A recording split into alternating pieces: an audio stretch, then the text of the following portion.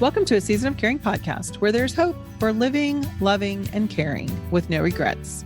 This is Rayna Neises, your host, and Karen Weaver, your co-host. And I am a Hannah on the Caring Quiz, and Karen is a Paul. If you want to know what your caring style is, visit caringquiz.com to take the quiz today and learn more about how to build your team around the caring style of your team members. Today, Karen and I are going to talk more about resources available to our caregivers. Last episode, I interviewed Drew Brenner, who was a family caregiver for his mom, and he found himself in a place where he didn't have the support as the caregiver he was looking for. And so he set out on a mission to create the support he felt he was missing. And Drew had a lot of great things to share in his interview. I really enjoyed just his heart for his mom. It's so sad when we lose the person that we're caring for, but I love that he continues to have that mission to help others who are now caring for their loved ones. Wow. Yeah, it was a great topic to talk about. Resources is always great.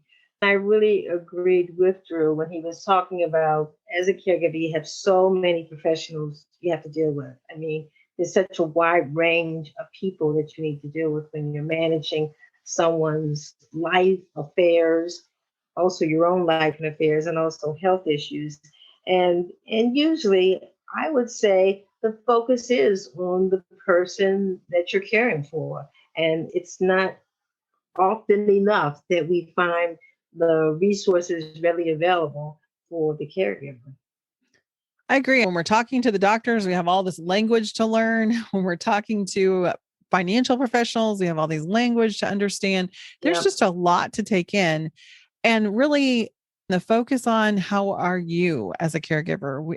People don't stop and ask that very often as far as when we're talking to professionals. I really could relate to that as well. And just that frustration that comes to feeling almost like you're unseen. Absolutely. And I think it's because people have so much empathy for the person who is ill or the person who is aging.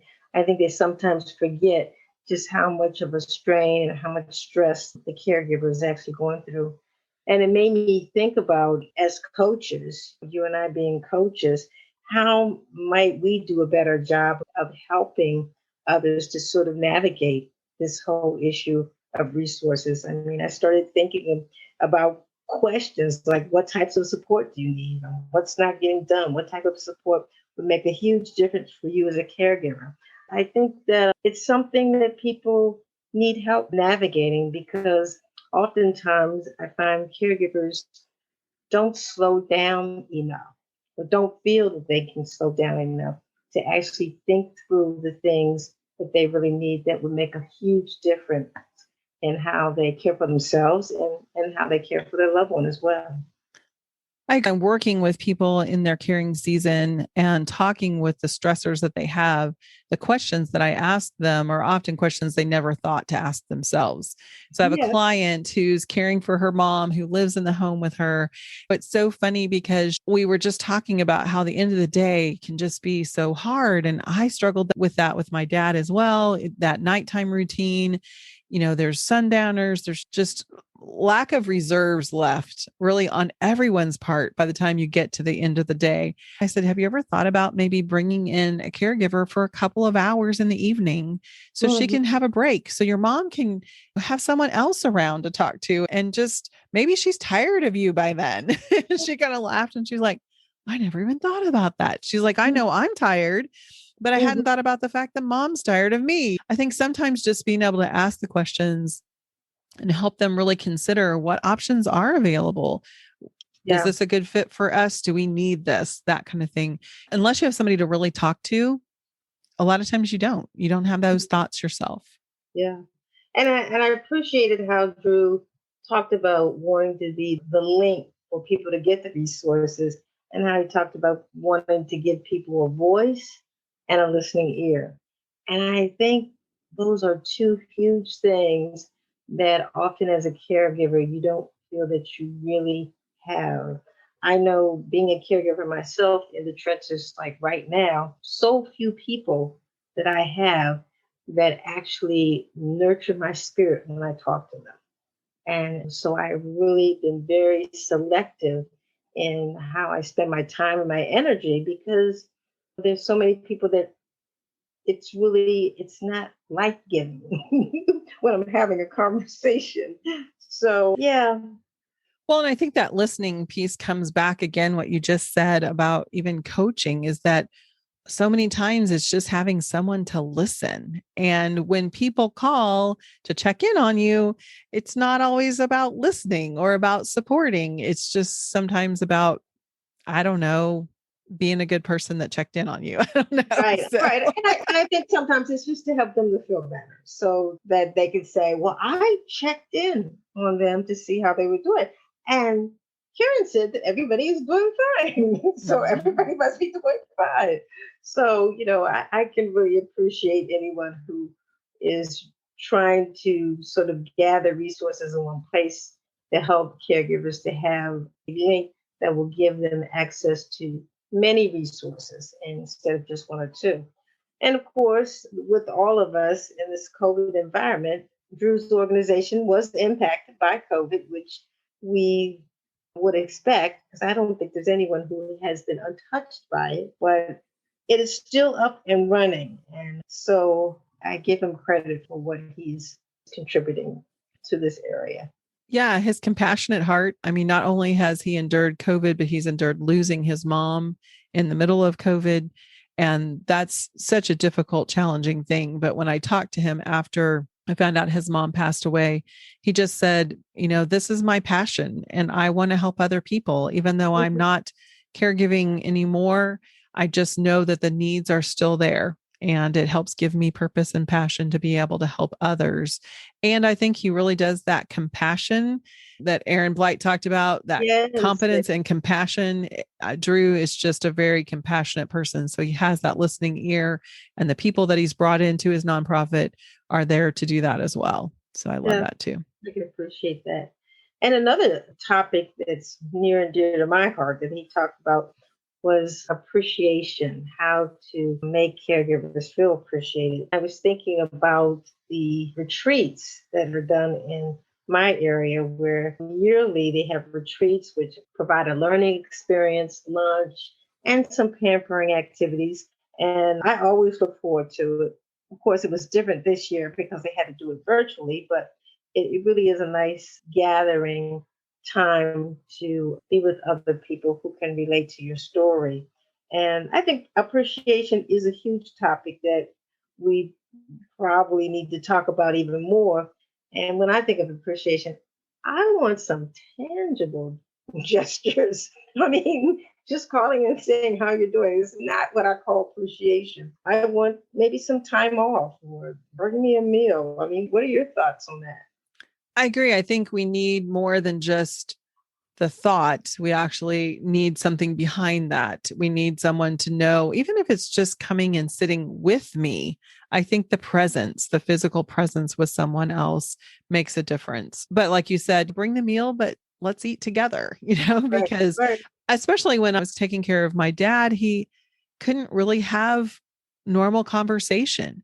So Mhm. the days could go on and on and on because we weren't able to have a full conversation, a back Right, and forth give and take beyond the Royals game or the weather, So right, right, just that right. longing to really, again, be seen and heard and really acknowledged as a person, I think can make a difference. Not just saying, give me a call if there's anything I can do, but really offering. If I know you're having trouble with your car, then hey, can I pick you up at the station Mhm, and take you to mhm. lunch while you're getting your oil changed, or just those kinds of things, really offering to be with you, not just sound like it. I don't Yeah, know.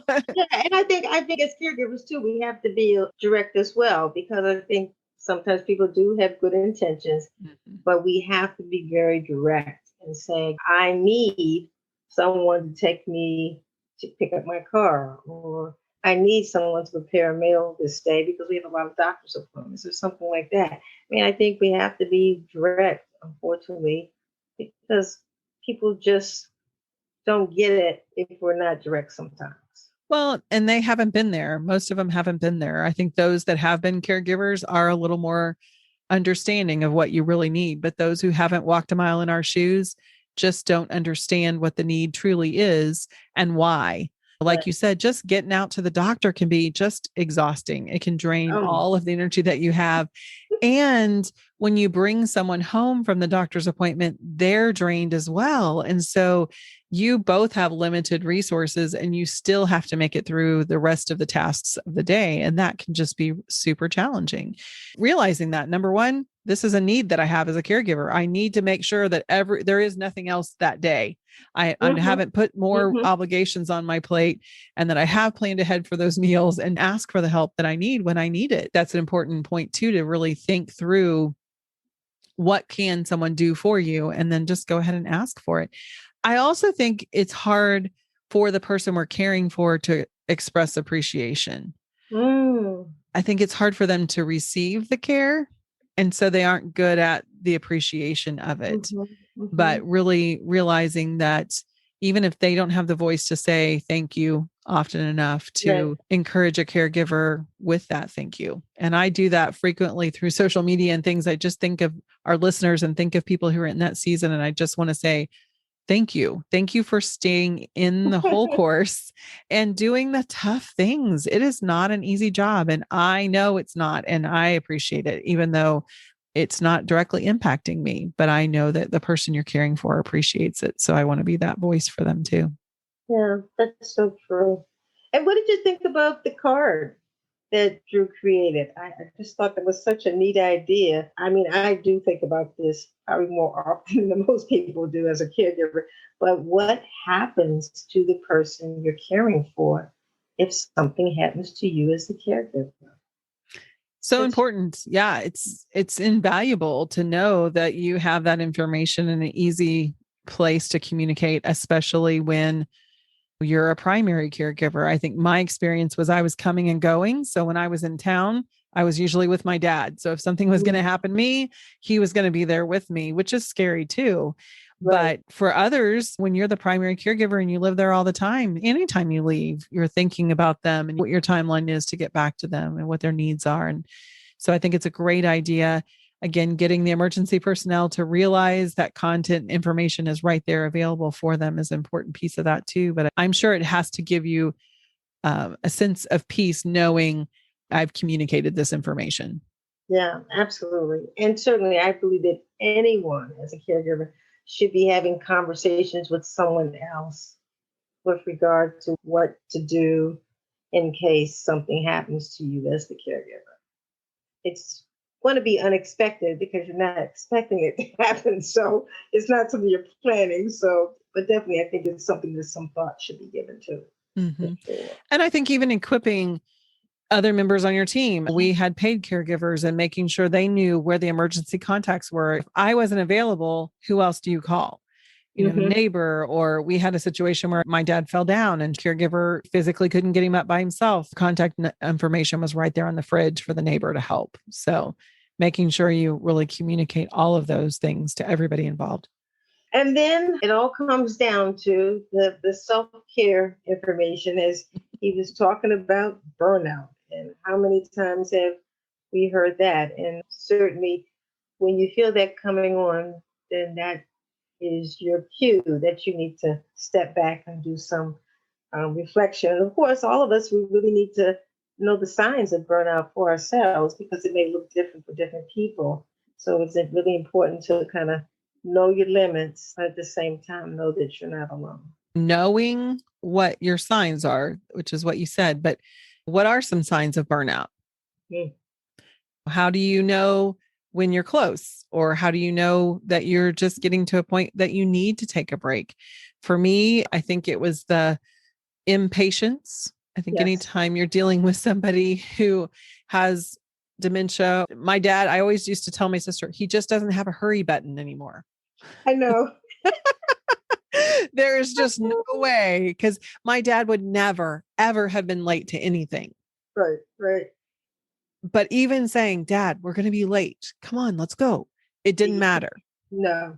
There was no hurry button anymore. I wanted the hurry button back, but it wasn't there. When I found myself not planning ahead, not taking the time, the more I pushed, the more he didn't go. Right, So right. that was one of those things that I was like, okay, I know I need to walk away. I might need to cancel this appointment and reschedule it because I didn't plan. I Oh my didn't get it goodness. done Yes, earlier. I have been there. I have been there for sure. Yeah, because we always we're getting ready to go somewhere, and it's always that last run to the bathroom.